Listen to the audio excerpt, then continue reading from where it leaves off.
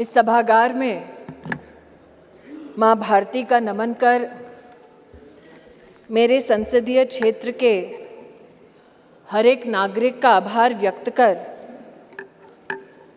मैं भारत के नव भारत के निर्माण की सृजन की सबसे सशक्त नींव नारी शक्ति वंदन अधिनियम को इस सदन में सर्वप्रथम प्रणाम करती हूँ और विशेषतः देश के प्रधान सेवक का वंदन एवं अभिनंदन करती हूँ। कल की तारीख जब ये अधिनियम आदरणीय कानून मंत्री ने राष्ट्र के सम्मुख प्रस्तुत किया, न सिर्फ इसलिए ऐतिहासिक थी क्योंकि इस नए भवन में नए संकल्पों के साथ हम सब ने प्रवेश किया, साथ ही एक पुनीत समय गणेशोत्सव के पुण्य अवसर पर हमने नए भवन में प्रवेश कर विघ्नहर्ता को प्रणाम किया। लेकिन अगर विघ्नहर्ता के सृजन की, आराधना की मूल भावना को देखें तो गणेश जी का स्वरूप अपने आप में अपनी माँ के हाथों से सृजित है और माँ के प्रण ने, माँ की तपस्या ने गणपति जी में प्राण दिए, यह उसका सबसे बड़ा प्रतीक है। हमारी सभ्यता में यह भी मान्यता है कि नव भवन में जब प्रवेश होता है तो पहला पैर, पथ पर पहला आगमन घर की लक्ष्मी का होता है। कई समाज के वर्गों में भवन के बाहर घर की लक्ष्मी अपने हाथ की अमिट छाप छोड़ती है और कई परिवारों में पैरों के नीचे आलता लगाकर बेटियों का सबसे पहला कदम ऐसे भवनों में रखा जाता है। और अगर संविधान की मर्यादा की दृष्टि से देखें तो लक्ष्मी ने संवैधानिक स्वरूप लिया है इस अधिनियम के माध्यम से, जिसके लिए मैं सरकार का, इस सदन का और पीठ का विशेषतः आभार व्यक्त करती हूं। आज चर्चा में कई महानुभावों ने श्रद्धेय अटल बिहारी वाजपेयी जी का नाम लिया और साथ ही आदरणीय देवी गौड़ा जी को भी आभार वंदन किया। ये भी सत्य है कि मुझसे पूर्व की वक्ता ने राष्ट्र को जब गुलामी से स्वतंत्रता मिली तब क्या महिलाओं की परिस्थिति थी उसका उल्लेख किया कि हाँ, तब भी जब देश आजाद हुआ तब भी कई प्रदेशों की साधारण परिवारों की महिलाओं ने कहा कि हमारा संवैधानिक अधिकार आरक्षित करें, लेकिन तब साधारण परिवारों की वो महिलाएं जिन्होंने राष्ट्र को आज़ाद करने में अपनी भूमिका निभाई, जो दूरदर्शी थी, जानती थी कि साधारण वंचित समाजों की महिलाओं को अगर मौका अनोखे ढंग से संविधान की मर्यादा में ना दिया गया तो शायद आगामी वर्षों में महिलाओं के लिए एक चुनौती बन जाएगा। आज मैं उन महिलाओं की दूरदर्शी सोच को वंदन करती हूं।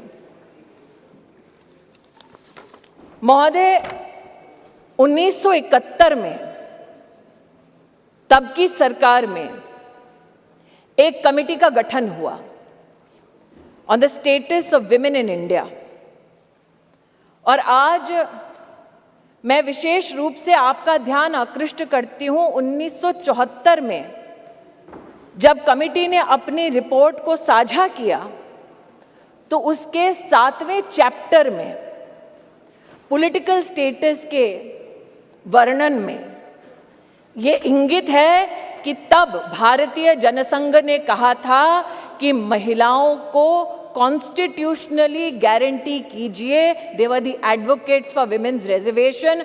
आज जनसंघ के उन नेताओं को, उन चिंतकों को मैं आभार व्यक्त करती हूँ।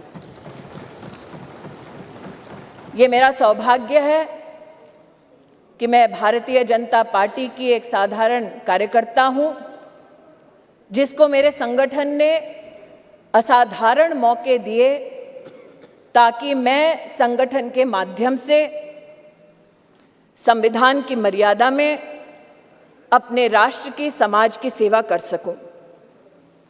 ये भाजपा के कार्यकर्ताओं का गौरव है कि इस राष्ट्र में अपने संगठन में पहली बार महिलाओं को आरक्षण देने वाली राजनीतिक पार्टी भारतीय जनता पार्टी बनी।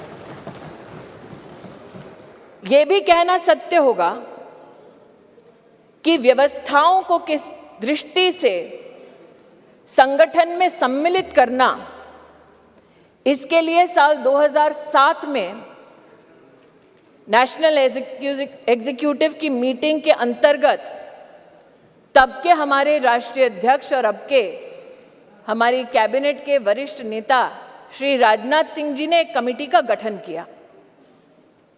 ये सौभाग्य है मेरा कि उस कमेटी में आज 2 सदस्य वर्तमान इस सदन में उपस्थित हैं। आज उस कमेटी जिसकी अध्यक्षता श्रद्धेय सुषमा स्वराज जी ने की, आज उस कमेटी की एक और सदस्य जिनका देहांत हो चुका है, किरण महेश्वरी जी, और जो संगठन में आध्यात्म की दृष्टि से मेरे मार्गदर्शक रहे, ऐसे श्रद्धेय बाल आपटे जी हमारे बीच नहीं हैं। मैं उनके योगदान के लिए उनको नमन करती हूँ। ये भी उचित होगा अध्यक्ष जी कहना कि उस कमेटी में नजमा हिप्तुल्ला जी थी, उनका आभार वंदन करती हूँ। सुमित्रा महाजन जी थी, जिन्होंने बार बार लगातार अपनी पुण्य भूमि से, इंदौर से चुनाव जीतकर हम सबका गौरव बढ़ाया। उन्होंने स्पीकर की भूमिका में महिलाओं का राष्ट्र भर में गौरव बढ़ाया। मैं ताई की अनुपस्थिति में ताई को प्रणाम करती हूँ। और कमेटी में 2 और महानुभाव थे जो विद्यमान है वर्तमान के सदन में, जिन्होंने महिला आरक्षण भाजपा के संगठन में कैसा हो उसको सुनिश्चित किया, जो आज मोदी सरकार के मंत्री हैं, आदरणीय किशन रेड्डी जी और किरण रिजिजू जी। मैं आपको भी आभार व्यक्त करती हूँ। महोदय, they say success has many fathers and failure has none। और इसीलिए कल जब ये प्रस्ताव सदन में आया तो कुछ लोगों ने कहा हमारा बिल है, कुछ लोगों ने कहा हमने चिट्ठी लिखी, कुछ लोगों ने कहा कि ये पूरा का पूरा संवैधानिक निर्माण हमारा था। आज ऐसी एक सम्मानित नेत्री ने सदन में अपना वक्तव्य रखा, लेकिन उनका मैं एक विशेष रूप से आभार व्यक्त करती हूं कि 2 विषयों पर उन्होंने ऑन रिकॉर्ड स्पष्टीकरण दिया है। हमको बार बार बतलाया जाता कि एक विशेष परिवार ने 73rd 74th amendment to the constitution पारित करवाया। आज मैं आभार वंदन करती हूं कि पहली बार स्पष्टता हुई इस सदन में उनके द्वारा कि ये पुण्य काम पीवी नरसिम्हा राव जी ने किया, जिनके मरणोपरांत उनके ही पार्टी के हेडक्वार्टर में उनको नमन करने का मौका नहीं दिया गया। दूसरा, ये कथन कि अभी क्यों नहीं और ये वक्त हमारा बिल है तो अभी करिए। तो महोदय, ये उस बिल की प्रति है जिनको वो हमारा कहते हैं। उसमें अगर आप दूसरे पृष्ठ पे 2B और 3B पढ़ें, और ये वो है जो कांग्रेस पार्टी कहती है यूपीए की सरकार में राज्यसभा में पारित हुआ और फिर लोकसभा में प्रस्तुत हुआ। अगर आप इस पृष्ठ पर ये दोनों छंद पढ़ें तो यूपीए, जिसकी अध्यक्षा श्रीमती सोनिया गांधी हैं, उन्होंने कहा है, no seat shall be reserved for women belonging to scheduled caste, scheduled tribes in the 3rd general elections. 3B पढ़ें तो उन्होंने कहा, प्रस्ताव दिया, no seat shall be reserved for women in the 3rd general election. अर्थात आज की सरकार जब यह अधिनियम लागू होगा तब के बाद 15 वर्षों तक महिलाओं को रिजर्वेशन गारंटी करती है, मोदी की गारंटी है। लेकिन अगर कांग्रेस पार्टी का प्रस्ताव आप पढ़ें तो उनका प्रस्ताव ये था 2B और 3B में कि no seat shall be reserved for women and SC/STs in the 3rd general election, no seat shall be reserved for women in the 3rd general election. Congress का प्रस्ताव था कि 10 साल औरतें मेहनत करें, लेकिन 15वें साल में आपका अधिकार आपसे छीना जाएगा।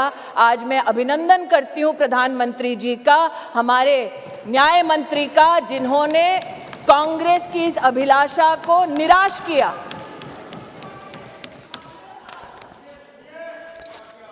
फिर इनका ये वक्तव्य कि आप अभी क्यों नहीं कराते। महोदय, हम जानते हैं कि संविधान को छिन्न भिन्न करना ये कांग्रेस की पुरानी आदत है, लेकिन आज अगर आप इसी गरिमामय संविधान के अनुच्छेद 82 को पढ़ें, 82, ये किताब नहीं है संविधान का मेरे हाथों में, तो आपके लिए किताब होगी, हमारे लिए पूजनीय है, संविधान है ये।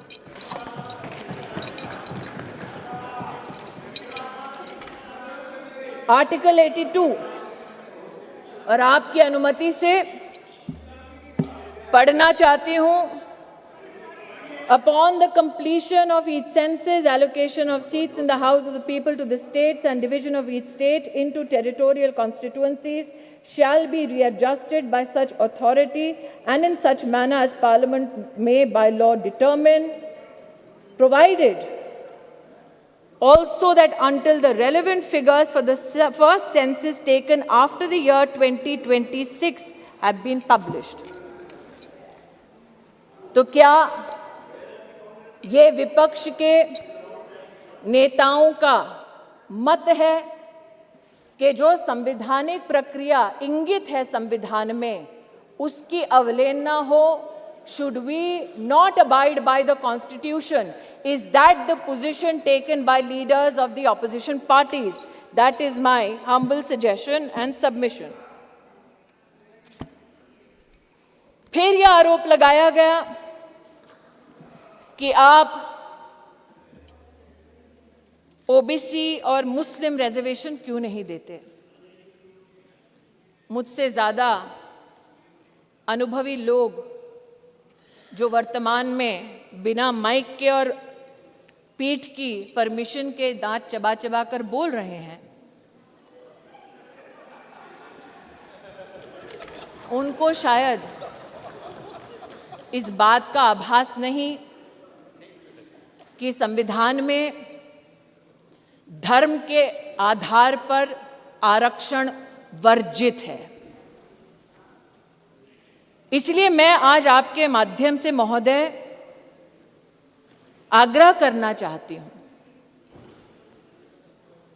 कि ये भारत वो भारत है जहां पर आज लोगों के पास व्यवस्थाएं डिजिटली भी पहुंची हैं, और इसीलिए हमारे देश के नागरिक जिस प्रकार से